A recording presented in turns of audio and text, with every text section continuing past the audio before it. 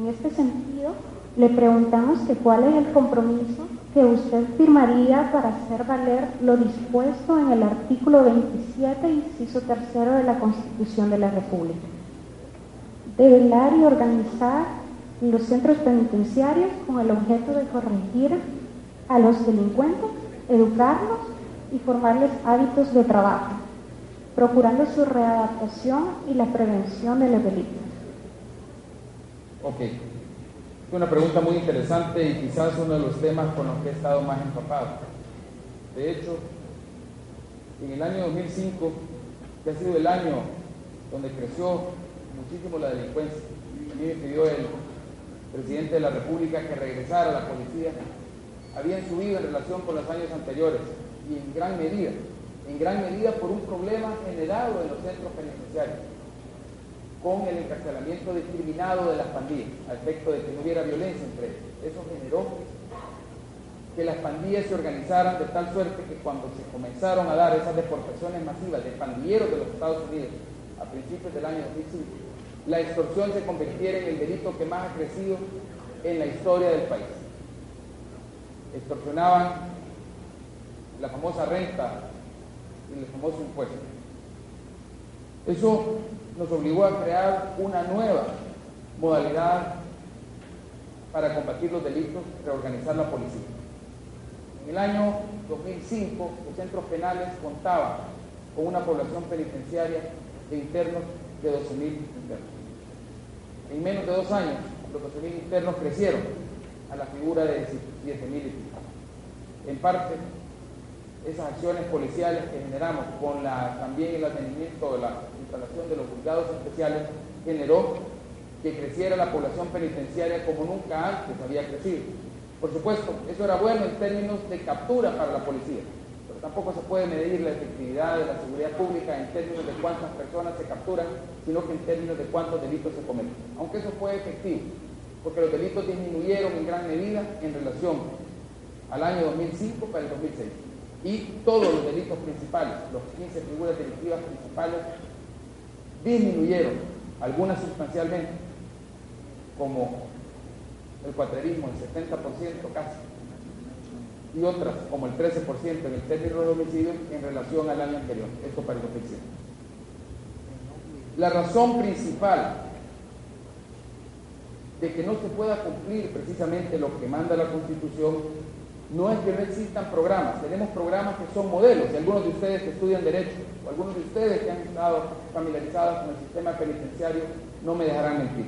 El programa de trabajo penitenciario, la fase de confianza, la fase de semilibertad y los programas de libertad asistida han sido súper exitosos.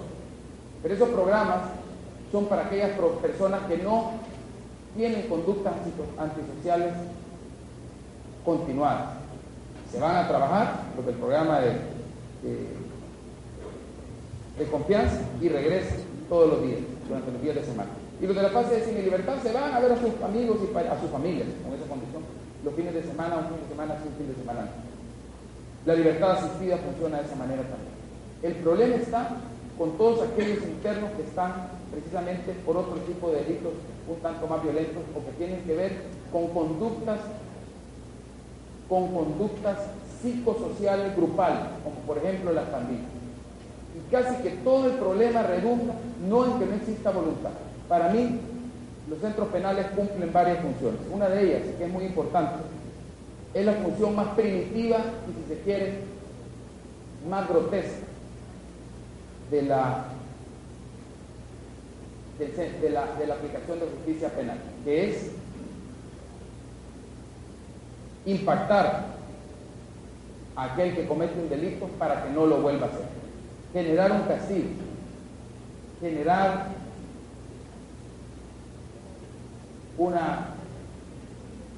una pena que se constituya en un correctivo. Y también otro de los fines, igual de primitivos, que también es importante, es apartar a esa persona que está dañando a la sociedad, de la sociedad para que no dañe a la sociedad.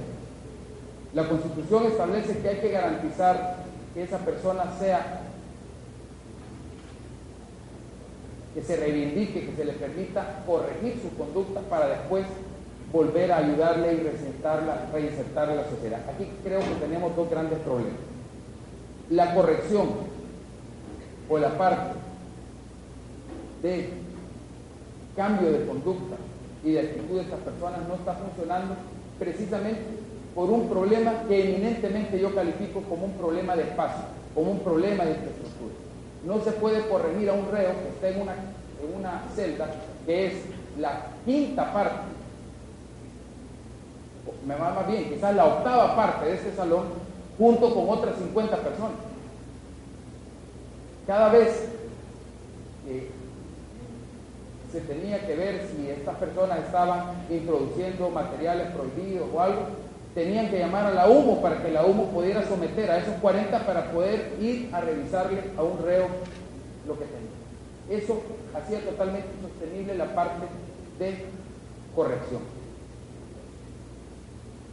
La respuesta al problema, y como nosotros pensamos que debemos defender esto, es precisamente permitiendo que funcionen los programas de corrección, de rehabilitación y de reinserción. Pero para eso es indispensable que los reos tengan condiciones de infraestructura adecuadas y hay que evitar el hacinamiento. Panamá es un país que tiene problemas serios. El tema del número de reos no es tanto el problema. Panamá tiene menos habitantes y tiene, sin embargo, poblaciones penitenciarias en el orden de los 25.000 internos. El tema es que nosotros tenemos 19 penales, de los cuales puedo decirles categóricamente que 15 son total y absolutamente obsoletos. El plan que nosotros tenemos es no tener 19 centros penales, sino que tener únicamente un máximo de 7. Pero que sean 7 con condiciones de infraestructura adecuadas precisamente para evitar el hacinamiento. Para eso, porque precisamente trabajamos en los fideicomisos, que en un proceso de varios años van a inyectarle, la idea es más de $100 millones precisamente a los centros penales para que existan mejores condiciones de infraestructura.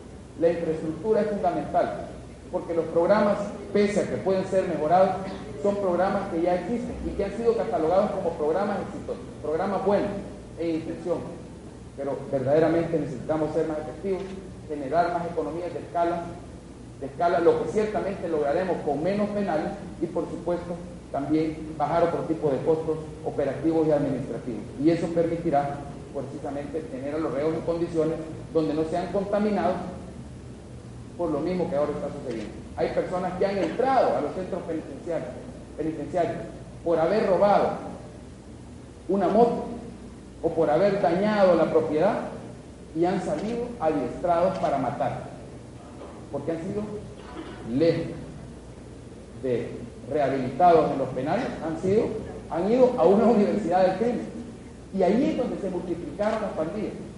Cuando fuimos obligados por las circunstancias en el año de 2004 a tener a los pandilleros en un encarcelamiento discriminado según denominación de pandilla. Así que eso pudiera decir, y básicamente ya existen algunas partidas presupuestarias que creo que van a venir a dar buenos frutos en los próximos años, pero necesitamos mejor infraestructura. Esa es la solución.